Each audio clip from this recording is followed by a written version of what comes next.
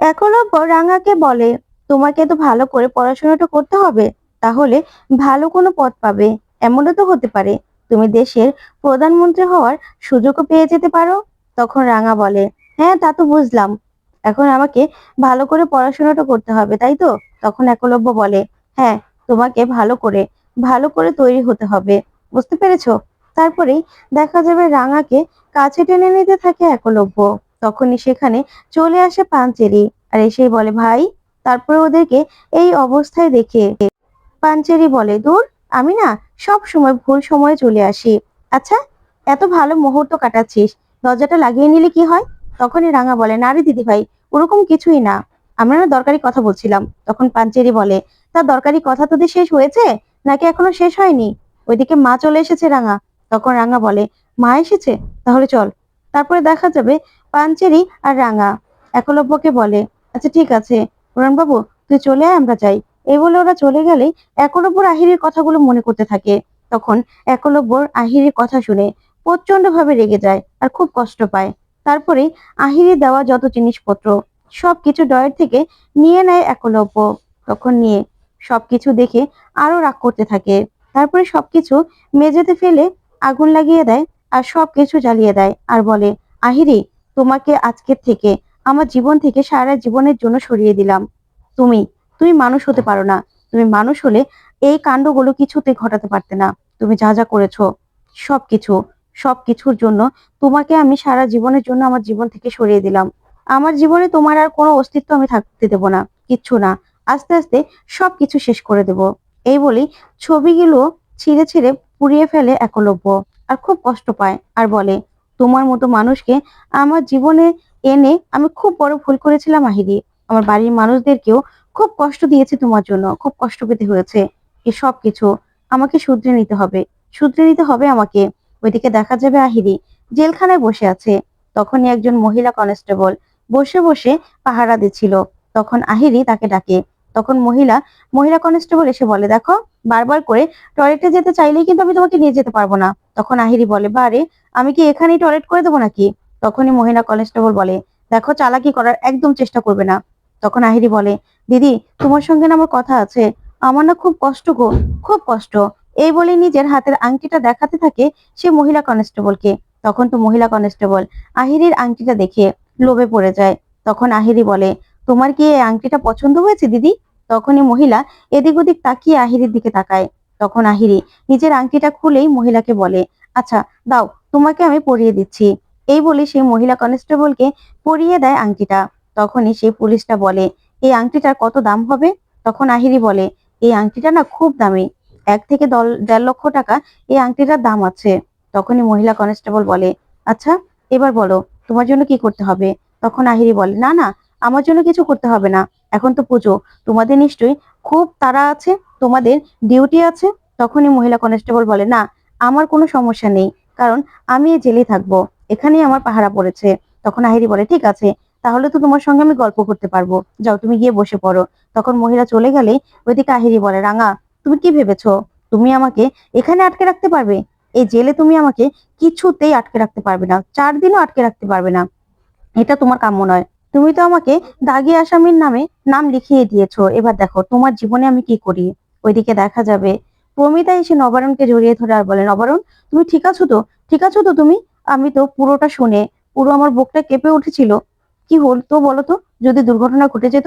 তখনই রাঙা বলে, না রে মা, কিচ্ছু হতো না, আমরা আছি তো, বা আমি থাকতে বাবার কোনো ক্ষতি হতে দিতাম আমি? তারপরে প্রমিতা বলে, দেখো নবারুণ, ওই আহিরি অনেক ক্ষতি করেছে আমাদের, এবার কিন্তু আমাদেরকে এটা শিওর করতে হবে যাতে ও কিছুতেও জেলখানা থেকে বেরিয়ে না আসতে পারে।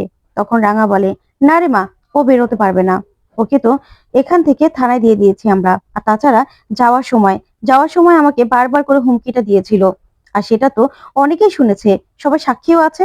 আর এবার না মাথা খারাপের অভিনয় করতে পারবে না, কারণ ওকে সুস্থ অবস্থায় পুলিশ গ্রেফতার করেছে। তাই তুই চিন্তা করিস না রে মা, এবার না আহিরি দিদি কিছুতেই নাটক করেও জেলখানা থেকে বেরোতে পারবে না, কিছুতেই বেরোতে পারবে না। তুই একদম ভাবিস না, আহিরি দিদির শাস্তির ব্যবস্থা করেছি। আর এবার আমরা হই হই রই রই করে পুজোর আনন্দ করব।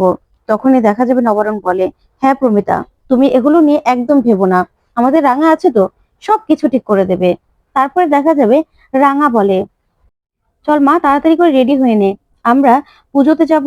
তারপরেই সেখানে গিয়ে খুব আনন্দ করব। কি সুন্দর করে সাজিয়েছি, তুই দেখবি তো। চল চল।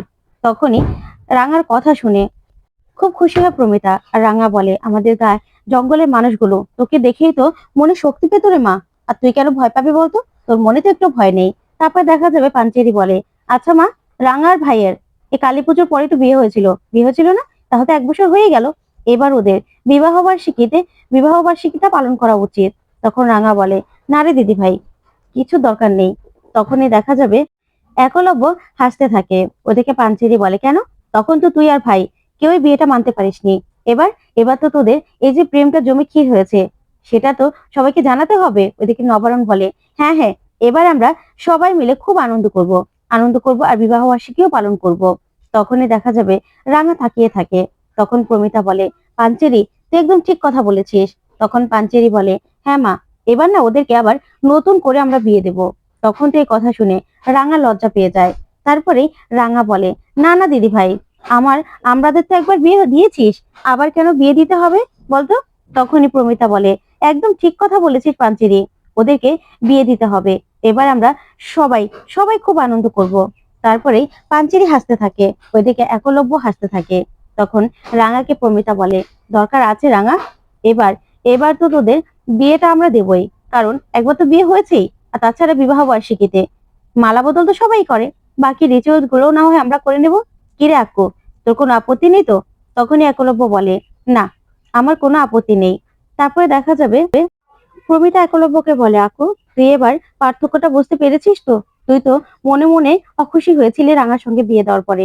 তখন একলব্য বলে, হ্যাঁ মা, আমি এখন বুঝতে পেরেছি তুমি যেটা করেছিলে সেটাই ঠিক করেছিলে। তখন তো আমিও মানতে পারিনি। এবার এবার আমি সবটা বুঝতে পেরেছি। তখন প্রমিতা বলে, ব্যাস, তাহলে তার কোনো কথাই রইল না। এবার তোদেরকে আবার নতুন করে আমরা বিয়ের পিড়িতে বসাবো, সুন্দর করে অনুষ্ঠান করে আবারও বিয়ে দেব। ওইবার তো তোরা মন থেকে কেউই মানতে পারিসনি, এবার তো মেনে বিয়েটা করবি। তখনই অঙ্কুর চলে আসে, এসেই বলে, আচ্ছা রাঙা, এবার চলো, জাজেসরা চলে এসেছে, তুমি তো তাদের সঙ্গে কথা বলবে। তখনই প্রমিতাকে রাঙা বলে, মা, এবার আমি যাই, তুই বরং রেডি হয়ে তাড়াতাড়ি চলে আয়। তারপরে রাঙা, পাঞ্চেরি আর অঙ্কুর বেরিয়ে গেলে ওইদিকে প্রমিতা একলব্যকে বলে, কি রাখো, তুই খুশি তো? তখন একলব্য বলে, হ্যাঁ মা। তারপরে প্রমিতা বলে, তুই মেয়েটাকে মেয়েটাকে তৈরি করে নিতে পারবি তো বাবা? ওইদিকে বিন্দা সবটা দাঁড়িয়ে দাঁড়িয়ে শুনতে থাকে। তারপর একলব্য বলে, হ্যাঁ মা, আমি ওকে তৈরি করে নেব। আমি আমি বুঝতে পেরেছি মা, রাঙা একজন খাঁটি মানুষ। তখন এই কথা শুনে প্রমিতাও খুব খুশি হয়। তারপরেই একলব্য বলে, তুমি চিন্তা করো না মা, তুমি এসো, আমি যাই। তারপরে এই বলেই একলব্য সেখান থেকে বেরিয়ে পড়ে। তারপরে প্রমিতা আর নবারণ ভিতরে চলে যায় রেডি হওয়ার জন্য। ওইদিকে বিন্দা বলে, যাও যাও রাঙা, জাজেসদের হাত থেকে পুরস্কার নেবে তো? এবার দেখো তোমাকে কেমন পুরস্কার আমি দেওয়াই। রাতে সবাইকে তুমি খাবার খাওয়াবে তো? খাওয়াও না। রাতে খাবার খাওয়ানোর পরে সবাই তোমার হাতে গোবর তুলে দেবে, গোবর। ওইদিকে দেখা যাবে রাঙারা সবাই নাচ করতে থাকে, ওইদিকে জাজেসরা সবকিছু দেখতে থাকে, এদিকে পুজোর আয়োজন সবকিছু। তখন তো একলব্য রাঙাকে দেখে খুব খুশি হয় আর বলে, রাঙা, তুমি শুধুমাত্র যে ট্যালেন্টেড তা নয়, তুমি একজন প্রকৃত মানুষ। তোমার মনের মধ্যে অনেক কিছু আছে, সেটা আমি জানি। তোমার মধ্যে যে প্রতিভাগুলো আছে সেগুলোকে আমাকে ফুটিয়ে তুলতে হবে। তুমি সত্যিই খুব ভালো মানুষ। তুমি আমার জীবনে না আসলে আমি বুঝতেই পারতাম না যে তুমি আমার জীবনে কি। আমি অনেক ভুল করেছি, তোমাকে কষ্ট দিয়েছি, তুমি আমাকে ক্ষমা করে দাও রাঙা। আহিরের জন্য তোমাকে অনেক দিন আমি দূরে সরিয়ে রেখেছিলাম, কিন্তু সেই ভুল এখন আমি আর করব না। আমি সারাটা জীবন তোমার সঙ্গে কাটাতে চাই রাঙা, তোমার সঙ্গেই। এই কথাগুলো ভেবে একলব্য খুব হাসতে থাকে। ওইদিকে দেখা যাবে বিন্দা চুপি চুপি সে খাবারের ওখানে যায়। আর খাবারের ওখানে গিয়েই সেই খাবারে কিছু একটা মিশিয়ে দেয়। তারপরে মিশিয়ে দিয়েই বিন্দা বলে, ব্যাস, আমার কাজ হয়ে গেছে। এবার রাঙা, এবার দেখ তোর ঠেলা কে সামলাবে। এবার তোর এমন অবস্থা হবে না যে সবাই সবাই তোকে ছি চিৎকার করবে। তো বন্ধুরা, রাঙা কি পারবে বিন্দার প্ল্যান ভেস্তে দিতে? তোমাদের কি মনে হয় কমেন্ট করে জানাতে ভুলবে না। ধন্যবাদ।